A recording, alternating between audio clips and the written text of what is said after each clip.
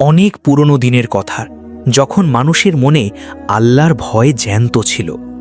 বাগদাদের কাছে একটি ছোট শহর ছিল, যেখানে তাবরিজ খান কসাই তার দোকান চালাত। সে এতটাই কঠোর মেজাজের ছিল যে মানুষ তাকে ভয় পেত। তার গলার আওয়াজ শুনলে বাচ্চারা ঘরে লুকিয়ে পড়ত। তাবরিজের দোকান ছিল বাজারের একদম শেষে। সূর্য উঠতেই সে দোকান খুলত এবং সন্ধ্যা পর্যন্ত কাজে ব্যস্ত থাকত। লোকে বলতো তার কপালে সব সময় ভাঁজ থাকে, কিন্তু তার মাংস সব সময় তাজা হতো এবং খুব পরিচ্ছন্নভাবে কাটা হতো। সেই শহরেই তুগরুল কুমোরও থাকত, যে মাটির পাত্র তৈরি করত। তুগরুলের কথা ছিল চিনির মতো মিষ্টি। সবাই তার প্রতি মুগ্ধ ছিল। নামাজে তাকে সবসময় প্রথম কাতারে দেখা যেত এবং সে মানুষকে পুণ্যের কথা শোনাত, যার ফলে লোকে তাকে খুব সম্মান করত। তুগরুলের দোকান ছিল বাজারের মাঝখানে, যেখানে সবচেয়ে বেশি ভিড় থাকত। সে তার পাত্রগুলোতে সুন্দর নকশা করত এবং কোরআনের আয়াত লিখত। তা দেখে মানুষ অবাক হয়ে যেত। অনেকেই তার পরামর্শ মেনে চলত এবং তাকে খুব নেক লোক মনে করত। একদিন খবর রটল যে বাদশার উজির এই এলাকা সফরে আসছেন। সবাই দোকান সাজাতে আর ঘর পরিষ্কার করতে ব্যস্ত হয়ে পড়ল। তুগরুল সবচেয়ে দামি কিছু পাত্র তৈরি করল, যাতে উজিরকে উপহার দিতে পারে। যখন তাবরিজ কসাই এই খবর জানল, সে শুধু তার দোকানটা পরিষ্কার করল আর নিজের কাজে লেগে থাকল।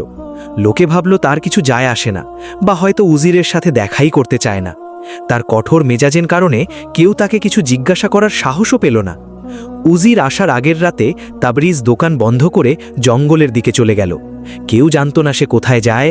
কেউ বলল হয়তো জিনের সাথে দেখা করতে যায়, কেউ বলল হয়তো কোথাও গুপ্তধন লুকিয়ে রাখে। অন্যদিকে তুগরুল সারা রাত তার পাত্রগুলোকে শেষবারের মতো পালিশ করল। সে সবচেয়ে সুন্দর পাত্রগুলো উজিরের জন্য আলাদা করে রাখল এবং নিজের ঘর সাজালো, যাতে উজির এলে ভালো ইমপ্রেশন পড়ে। সে অন্যদেরও পরামর্শ দিচ্ছিল কিভাবে উজিরকে স্বাগত জানানো উচিত। সকাল হতেই পুরো শহর লোকে লড়ান্ন হয়ে গেল। রাস্তাঘাট পরিষ্কার করা হলো, দোকান সাজানো হলো এবং শিশুরা রঙিন পোশাক পরে বেরিয়ে এলো। তুগরুল তার উপহার নিয়ে সবার সামনে দাঁড়িয়ে উজিরের পথ চেয়েছিল, কিন্তু তাবরিজের দোকান বন্ধ ছিল। লোকে ভাবল সে ভয়ে কোথাও পালিয়েছে। কেউ বলল সে অভদ্র বলে হয়তো লজ্জা পাচ্ছে। কিন্তু আসল সত্যিটা কেউ জানত না, যে তাবরিজ কোথায় গিয়েছে আর কেন গিয়েছে। জোহরের সময় বাদশার কাফেলা শহরে ঢুকল। 6 ঘোড়ার এক রাজকীয় রথ ছিল, যেখানে উজির জামিল আহমদ বসেছিলেন। উজির ছিলেন একজন বিজ্ঞ ও জ্ঞানী বৃদ্ধ মানুষ। তার সাদা দাড়ি আর চেহারায় প্রজ্ঞার ছাপ স্পষ্ট ছিল। শহরবাসী ফুলের বৃষ্টি করে তাকে স্বাগত জানালো। তুগরুল সবার আগে ছিল, তার মুখে বানানো হাসি এবং হাতে সুন্দর পাত্র। উজির সবার প্রতি কৃতজ্ঞতা জানিয়ে মেহমানখানার দিকে এগিয়ে গেলেন। মেহমানখানায় পৌঁছে উজির জিজ্ঞাসা করলেন, এই জায়গাটি কিসের জন্য বিখ্যাত? শহরের মোড়ল জানালেন যে তাদের শহর তুগরুল কুমোরের মাটির পাত্র এবং তাবরিজ খানের মাংসের জন্য পরিচিত। উজির আগ্রহের সাথে বললেন যে তিনি দুজনের সাথেই দেখা করতে চান। তুগরুল তৎক্ষণাৎ সামনে এলো এবং তার হাতে বানানো পাত্রগুলো উজিরের সামনে রাখল। সে বলল, প্রতিটি পাত্রে কোরআনের আয়াত খোদাই করা আছে, যা খাবারে বরকতের কারণ হবে। উজির পা দেখে মুগ্ধ হলেন। এরপর তিনি জিজ্ঞাসা করলেন, তাহলে তাবরিজ খান কোথায়? মোড়ল বললেন, সে এক অদ্ভুত লোক, আপনার আসার খবর শুনে কোথাও পালিয়েছে। ঠিক তখনই এক ব্যক্তি দৌড়ে এসে খবর দিল যে তাবরিজ খান তার দোকানে ফিরে এসেছে। এটা শুনে উজিরের চোখে একটা উজ্জ্বলতা দেখা দিল এবং তিনি বললেন, চলো আগে তার সাথেই দেখা করি, তুগরুলের কাছে বিকেলে যাব। উজির যখন তাবরিজের দোকানে পৌঁছালেন, দেখলেন সে চুপচাপ নিজের কাজ করছে। উজিরকে দেখে সে শুধু মাথা নিচু করে সালাম করল এবং আবার কাজে মগ্ন হয়ে গেল। উজির কিছুক্ষণ তার কাজ দেখলেন, কিন্তু তাবরিজ তার দিকে বাড়তি মনোযোগ দিচ্ছিল না।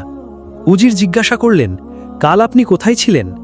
তাবরিজ নজর না তুলেই বলল, হুজুর, আমি জঙ্গলে গরিবদের মাংস বিলিয়ে দিতে গিয়েছিলাম, যেমনটা আমি প্রতি মাসে যাই।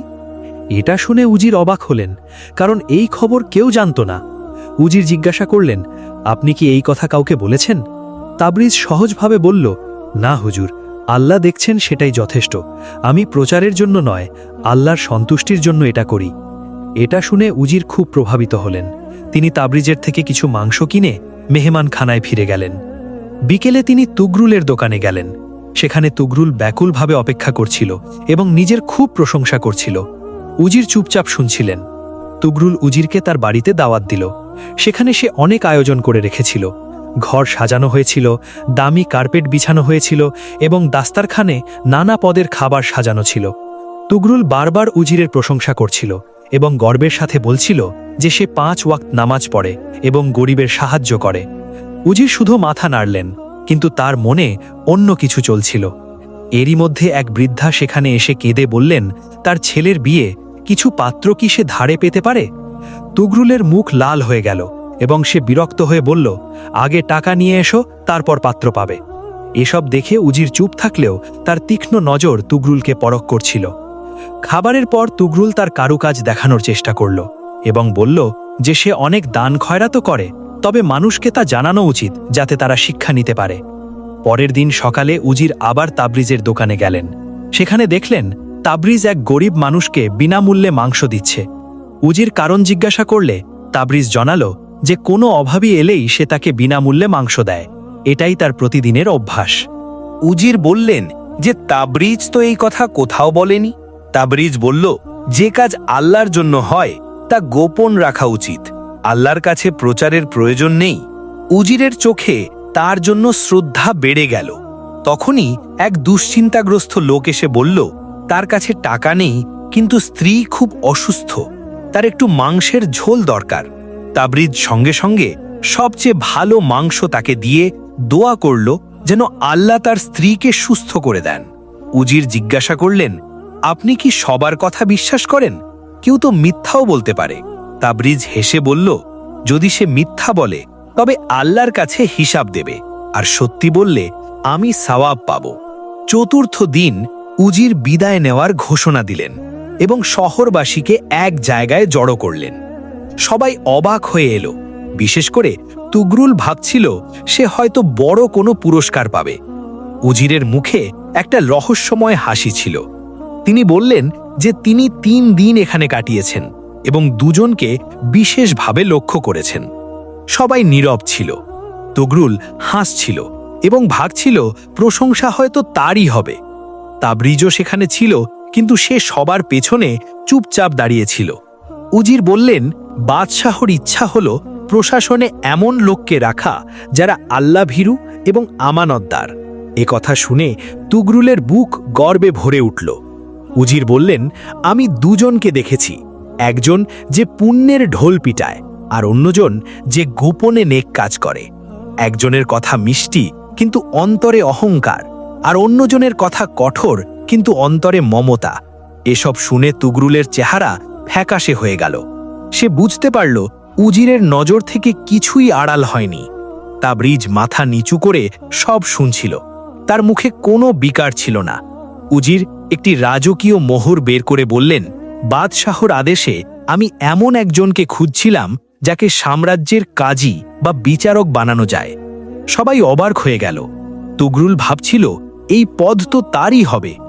উজির বললেন, কাজী সেই হয় যার ভেতর এবং বাহির একই রকম পবিত্র, যে মানুষের প্রশংসার জন্য নয়, আল্লাহর সন্তুষ্টির জন্য কাজ করে। আমি এমন একজন মানুষকে পেয়েছি যার মনে আল্লাহর ভয় আছে। তুগরুল এগিয়ে আসতেই উজির হাত তুলে বললেন, আমি তাবরিজ খান কসাইকে এই পদের জন্য বেছে নিয়েছি। সবাই থমকে গেল। তুগরুল স্তব্ধ হয়ে গেল এবং তাবরিজ নিজেও খুব অবাক হল। উজির তাবরিজের কাছে গিয়ে বললেন, আমি তাকে 3 দিন ধরে দেখেছি। সে আল্লাহর জন্য কাজ করে। তার মেজাজ কঠোর হতে পারে, কিন্তু মনটা খুব নরম।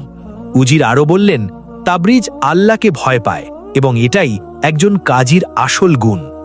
তুগরুলের সমস্ত অহংকার ধুলোয় মিশে গেল। তাবরিজ বিনীতভাবে বলল, আমি একজন সাধারণ কসাই, কাজীর কাজ করার মতো জ্ঞান আমার নেই। উজির হেসে বললেন, যার মনে আল্লাহর ভয় আছে সেই আসল জ্ঞানী। পরের দিন তাবরিজের দোকানে মানুষের ভিড় লেগে গেল। সবাই তাকে অভিনন্দন জানাতে এলো। তাবরিজ অবাক ছিল, কারণ সে কখনো খ্যাতি চায়নি। অন্যদিকে তুগরুলের দোকান জনশূন্য হয়ে পড়ল। মানুষ তার মিষ্টি কথায় আর ভুল ছিল না। সে খুব লজ্জিত হল এবং তার মনে ঈর্ষা জন্মাতে শুরু করল। উজির তাবরিজকে বললেন 3 দিনের মধ্যে রাজধানী যাওয়ার প্রস্তুতি নিতে। তাবরিজ ঘাবড়ে গেল, কারণ সে কোনোদিন গ্রামের বাইরে যায়নি। সেদিন রাতে তুগরুল এক ভয়ানক পরিকল্পনা করল। ঈর্ষায় অন্ধ হয়ে সে তাবরিজকে ফাঁসাতে চাইল। সে ভাবল যদি তাবরিজকে কালিমালিপ্ত করা যায় তবে হয়তো সুযোগটা সে পাবে। রাতের অন্ধকারে সে তাবরিজের দোকানে ঢুকে কিছু সন্দেহজনক জিনিস রাখতে চাইল, কিন্তু তাবরিজ আগে থেকেই সেখানে ছিল। সে তুগরুলকে হাতে নাতে ধরে ফেলল। তুগরুল ভয়ে কাঁপতে লাগল এবং তার পায়ে লুটিয়ে পড়ল। তুগরুল কেঁদে ফেলল এবং বলল যে সে ঈর্ষার কারণে এটা করেছে। তাবরিজ তাকে উজিরের কাছে না নিয়ে গিয়ে ক্ষমা করে দিল এবং বলল, শত্রুতা রাখা আমার কাজ নয়। সকালে তাবরিজ উজিরের কাছে গিয়ে বলল, আমি কাজী হওয়ার যোগ্য নই, তুগরুলকে সুযোগ দেওয়া হোক। উজির অবাক হয়ে কারণ জানতে চাইলে তাবরিজ রাতের সব কথা খুলে বলল। উজির হেসে বললেন, তাবরিজ, তুমি আরও একবার প্রমাণ করলে যে তুমিই কাজী হওয়ার শ্রেষ্ঠ দাবিদার, কারণ ক্ষমা করা সবচেয়ে বড় পুণ্য। কোণে বসে থাকা তুগরুলের চোখ দিয়ে অঝরে পানি পড়তে লাগল। 3 দিন পর তাবরিজ যখন রাজধানী যাচ্ছিল, তুগরুল এসে তার হাত ধরে ক্ষমা চাইল। তাবরিজ তাকে বুকে টেনে নিল। তুগরুল স্বীকার করল যে সে সারা জীবন লোক দেখানো ইবাদত করেছে, কিন্তু এখন সে বুঝতে পেরেছে আল্লাহর কাছে আসল নেকি কোনটি। এরপর তুগরুল নিজেকে বদলে ফেলল। সে গোপনে গরিবদের সাহায্য করতে লাগল। 1 বছর পর তাবরিজ তার সঠিক বিচারের জন্য পুরো রাজ্যে বিখ্যাত হয়ে উঠল। একদিন বাদশাহ তাকে ডাকলেন এবং তাকে সর্বোচ্চ বিচারকের পদ দিতে চাইলেন। তাবরিজ বলল, সে শুধু আল্লাহর ভয়ে বিচার করে, কোনো পদের নেশা তার নেই। বহু বছর পর তুগরুল আর তাবরিজ দুজনেই বৃদ্ধ হলেন। লোকে আজও তাদের গল্প শোনায়, যে গল্পটি আমাদের শেখায় যে আসল পুণ্য হল ইখলাস বা একনিষ্ঠতা। লোক দেখানো নেকি অর্থহীন। তাবরিজ যে পুণ্য করত তা শুধু আল্লাহর জন্য করত। এই কাহিনী শেখায় যে আল্লাহ মানুষের চেহারা বা সম্পদ দেখেন না, তিনি দেখেন মানুষের অন্তর। ক্ষমা এবং তওবা মানুষের জীবন বদলে দিতে পারে। আসল সফলতা কোনো পদমর্যাদায় নেই, বরং তা আছে আল্লাহর সন্তুষ্টির মাঝে।